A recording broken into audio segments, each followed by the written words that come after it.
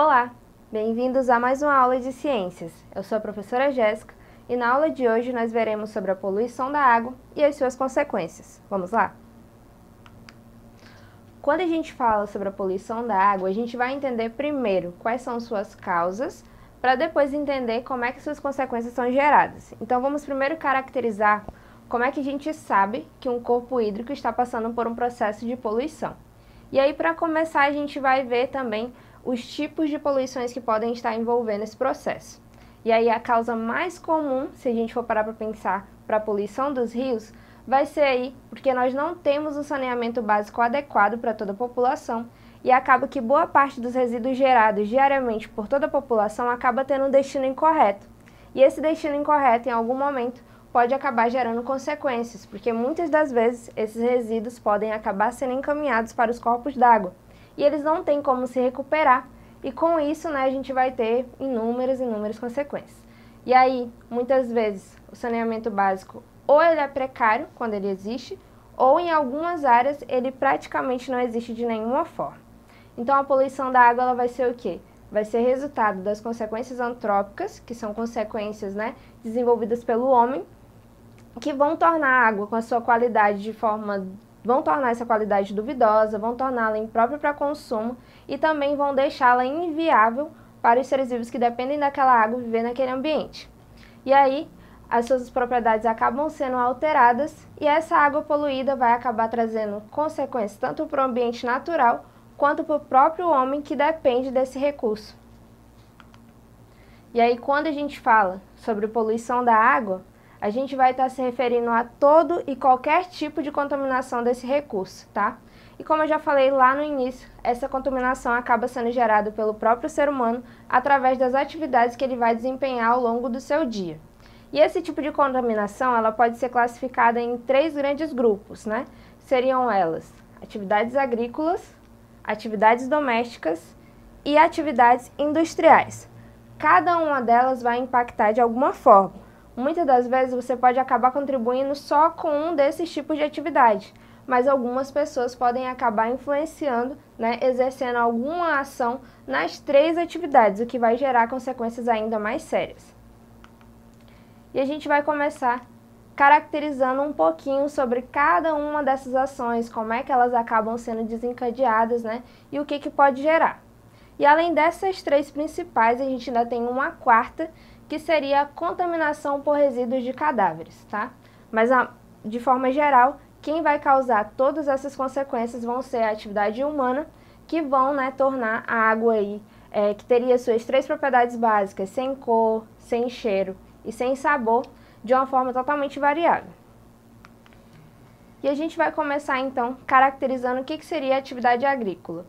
Quando eu opto por fazer o desenvolvimento de algumas atividades agrícolas a partir do uso de fertilizantes, esses fertilizantes eles não vão ficar ali só sobre a cobertura vegetal. O uso desse fertilizante pode acabar infiltrando o solo e desses fertilizantes pode acabar atingindo os lençóis freáticos. Quando atinge os lençóis freáticos, que são as camadas de água que ficam abaixo do solo, isso vai acabar tornando a água imprópria para consumo de qualquer maneira. Lembra lá que a gente tem todo o ciclo da água e quando a gente tem todas as etapas do ciclo da água acontecendo, em algum momento eu vou precisar da participação também da água contida lá nos lençóis freáticos. E aí acaba que as substâncias que são utilizadas, ou nos fertilizantes ou nos pesticidas, acabam sendo encaminhadas diretamente para o solo e atingindo essas camadas, mesmo elas sendo mais profundas. E isso vai causar muitos impactos no ecossistema de uma maneira geral. Já quando a gente fala da atividade industrial, a atividade industrial também, a todo momento, ela vai estar gerando uma quantidade muito grande de resíduos.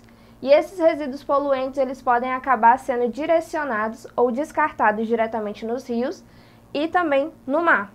Às vezes, as indústrias acabam agindo de má fé e acabam também tentando ser mais econômicos, digamos assim, para destinar esses resíduos para o local correto e aí acabam fazendo esse tipo de situação. E uma situação também que pode afetar diretamente as atividades normais dos corpos d'água pode ser aí a exploração de petróleo, que uma vez que essa exploração tenha qualquer problema, o petróleo pode entrar em contato diretamente com a água e a água também vai ficar inviável para uso. né? Já aconteceram várias situações, não só no Brasil, como em outras partes do mundo também. E aí, além do vazamento que pode acontecer nessa parte de exploração de petróleo, a contaminação também pode ocorrer no momento de transporte ou pelo mau estado dos equipamentos de captação. Mais uma vez, muitas vezes gerados aí pela redução que as indústrias tentam fazer econômica dos seus gastos. E além da atividade industrial, além da atividade agrícola, nós temos as atividades que são desempenhadas nas nossas casas também. No caso aí, seriam as atividades domésticas. Diariamente nós fazemos o uso do detergente. E esse detergente, ele vai acabar gerando o crescimento de fitoplâncton e de algas que vão gerar também uma certa consequência, porque vão acabar esgotando a oferta de oxigênio. Mais à frente a gente vai ver qual que é o nome desse acontecimento, tá? E aí também pode acontecer, né, pelos resíduos que são jogados nos aterros sanitários, os lixões a céu abertos, lançamento de esgoto doméstico também diretamente nas águas. Lembra que eu falei lá no início, infelizmente, muitas regiões do nosso país vai contar com a situação de saneamento básico muito precária ou em algumas áreas nem existe. E aí acaba que as pessoas acabam destinando seus resíduos diretamente para corpos d'água que tenham perto das suas casas. E uma outra coisa que pode acontecer também é que o lixo, com o passar do tempo, ele vai acabar eliminando o que a gente chama de chorume, né? Que vai ser o lixo em estado líquido, que também vai conseguir penetrar no solo e, consequentemente, atingir lá nos lençóis freáticos e afetar toda a questão do ciclo da água também, né? Quando essa água precisar ser aproveitada.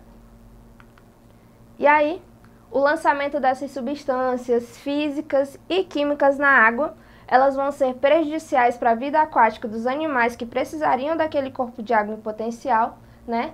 E também vão atingir o desenvolvimento de algumas plantas, além, é claro, de tornar essa água imprópria para o nosso consumo, né? Podendo, na verdade, caso a pessoa tenha que consumir aquele tipo de água, podendo aí ter algumas doenças em consequência do consumo da água inadequada, tá? Como pode ser aí o caso de disenteria, leptospirose, cólera e hepatite, que todas têm relação aí com a água contaminada. E, além disso, lembra lá do processo que eu falei para vocês? Quando acaba que boa parte de lixo, né, acaba sendo depositado na água, a quantidade de fósforo que vai sendo acrescentado nessa água é muito grande. E é tão grande que vai ser alimento suficiente para que as algas comecem a se multiplicar, o que pode ser um sério problema. E esse sério problema recebe o nome de eutrofização. O que seria a eutrofização? Naturalmente a gente vai ter lá as algas, vamos ter os peixes compartilhando os corpos de água naturalmente. Só que, se eu começo a ofertar mais fósforo para aquela água, acaba que as algas vão ter mais alimento em oferta. Se elas têm mais alimento em ofertas, elas vão começar a crescer de forma excessiva. E se elas crescem de forma excessiva, vai acabar acontecendo uma competição pela quantidade de oxigênio que tem disponível naquela água e certamente, como elas estão em maior número, vão acabar ocasionando a morte dos peixes. E aí a água vai ficar com esse aspecto aí, né, bem verde, porque está com um número muito grande de algas, e essas algas, por estarem em número maior, vão roubar todo o oxigênio para ela, acabando aí, ocasionando, né, na morte dos peixes, porque não tinha mais oxigênio suficiente para dividir entre os dois grupos. E um outro problema também que pode acontecer, além do problema de eutrofização, que vai ser o acúmulo de alguns nutrientes sendo despejados na água, também tem a questão aí dos dejetos e dos tipos de materiais que são lançados diretamente na água, né, como o plástico, que pode ser confundido por alguns animais como alimento e eles podem acabar tendo algumas situações de sufocamento ou até mesmo de intoxicação. Lembra que são substâncias químicas também que são lançadas na água que podem gerar um desequilíbrio total naquele corpo d'água, né? E aí, tem até um trechinho aí para vocês no final dessa lâmina que fala o seguinte: se antigamente a gente precisava da água para matar a sede, talvez no futuro nós precisemos nos afastar dela para evitar uma série de doenças, porque ela já não vai ter mais condições de ser utilizada. E aqui a gente tem um resuminho aí dos impactos ambientais e aqui o processo de eutrofização que eu estava comentando com vocês. Ó. Os níveis de nitrogênio, potássio e fósforo vão aumentar na água, o que vai gerar um crescimento desordenado, um crescimento exagerado das algas, que vão precisar produzir mais oxigênio no processo de fotossíntese. Isso vai aumentar também a quantidade de bactérias que necessitam de oxigênio, o que vai reduzir a quantidade de oxigênio presente na água, né, causando a morte de vários animais aquáticos, principalmente os peixes, e aí vai ter, né, uma disputa pela quantidade de oxigênio e certamente quem vai sair bem nessa são as algas que estão em maior número, como eu falei para vocês. Para a gente encerrar a nossa aula de hoje, fazer um resuminho de tudo isso que eu disse para vocês, nós temos o nosso exercitando. Na primeira questão a gente tem aí a pergunta. Em 2015, o Brasil sofreu com um grande desastre ecológico provocado pelo rompimento da barragem de rejeitos da empresa Samarco. Os rejeitos atingiram o Rio Doce, causando grande destruição ambiental e afetando diretamente a vida dos pescadores da região. Muitos peixes morreram após o acidente, principalmente em virtude de qual situação? E aí, o que pode ter acontecido?